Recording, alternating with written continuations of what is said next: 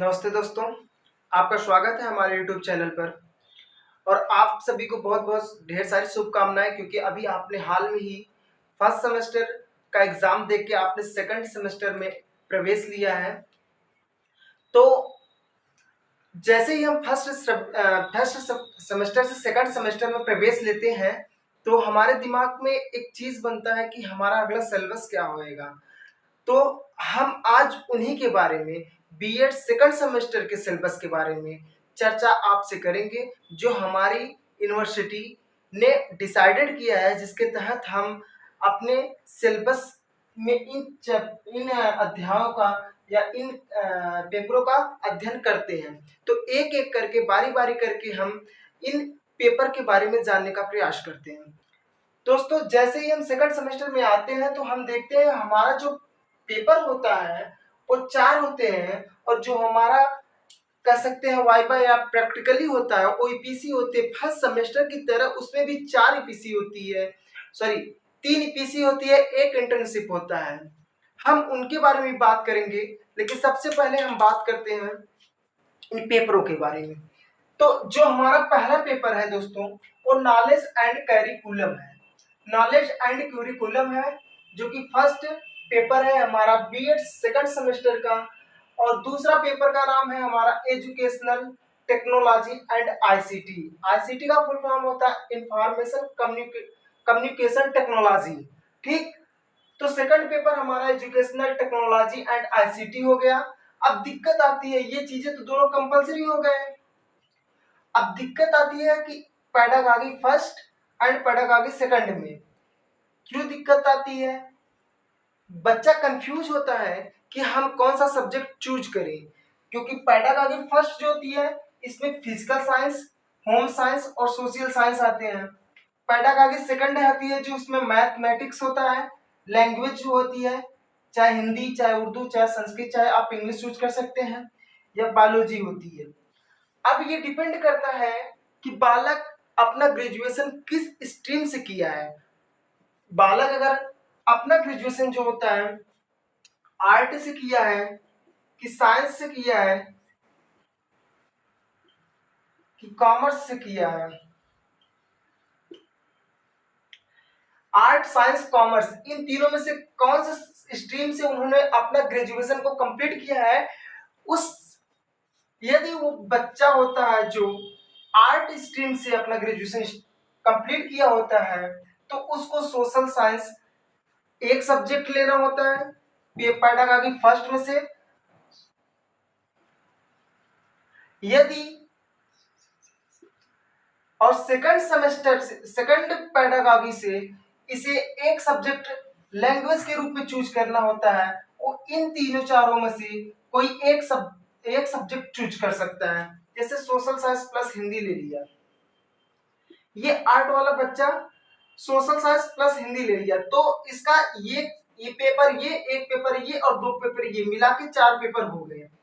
ठीक, इसी तरह जब बच्चा साइंस का होता है तब वो क्या करता है, इसी तरह वह एक फिजिकल साइंस को, अगर मैथ स्ट्रीम से रहा है उसका ग्रेजुएशन तो मैथ लेगा, अगर बायो स्ट्रीम से है तो बायो, तो फिजिकल तो रहेगा ही, साइंस वाले के लिए फिजिकल यहाँ कंपलसरी हो जाता है। और उसके बाद क्या हो जाता है कि एक चाहे तो ये ले सकता है, अगर मैथ स्ट्रीम से है, बायो स्ट्रीम से है तो ये लेगा। ठीक, तो यहाँ पर साइंस वाला जो होगा उसके लिए एक फिजिकल साइंस हो जाएगी, प्लस अगर मैथ स्ट्रीम से है मैथ ऑब्लिक बायो, अगर बायो स्ट्रीम से है तो बायो लेगा। तो दोस्तों, इस प्रकार साइंस वाला भी अपना काम कर लेता है, सब्जेक्ट को चूज कर लेता है। ठीक, अब बात करते हैं हम कि कॉमर्स वाला बच्चा क्या करता है, क्योंकि कक्षा 6, 7, 8 में हमें स्टैटिक्स लगभग नहीं देखने को मिलता ही है, इसलिए जो बच्चा होता है यहाँ पर एक कॉमर्स वाले होते हैं, उसको सोशल साइंस का चुनाव करना होता है, और उसके बाद दूसरे से हम कोई एक लैंग्वेज चूज करते हैं।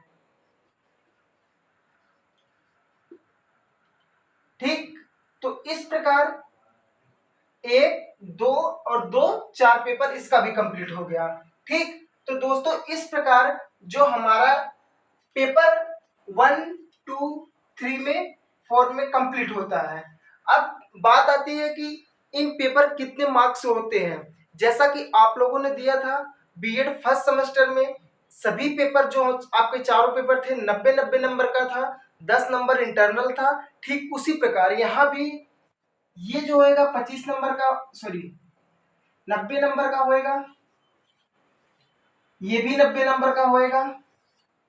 इसमें से आप कोई भी लेंगे 90 नंबर का होएगा, और इनमें से आप कोई लेंगे तो 90 नंबर का होएगा। ठीक इस प्रकार 90 नंबर की ये हो गए, और 90 + 10 आपका इंटरनल मार्क 10-10 नंबर मिलता जाएगा। 10-10 नंबर जो इंटरनल मार्क आपका मिलता जाएगा वो कॉलेज वाले देंगे। तो इस प्रकार आपका ये 90 400 हो गया। टोटल कितना हुआ? टोटल 400 हो गया। ठीक, अब सब्जेक्ट आपका 400 हो गया।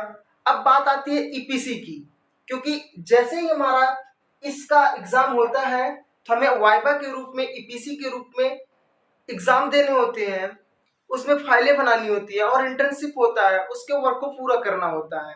तो देखते हैं कि हमारा इंटर्नशिप जो है और ईपीसी फर्स्ट सेकंड थर्ड जो है वो कितने कितने मार्क के होते हैं, उसको भी देखते हैं कि वो कौन कौन से हैं। दोस्तों जो दूसरे नंबर का मैंने कहा कि जो हमारा ईपीसी होता है, इनहैंसिंग प्रोफेशनल कैपेसिटीज, ये जो होता है 3 होते हैं और एक इंटर्नशिप होता है। पहला ईपीसी जो है हमारा वो है intelligent use of ICT, information communication technology. अब दूसरा ईपीसी जो हमारा आता है डेवलपिंग असेसमेंट टूल्स। तीसरी हमारी जो ईपीसी है वो उसका नाम है developing instructional design including lesson plan and unit plan.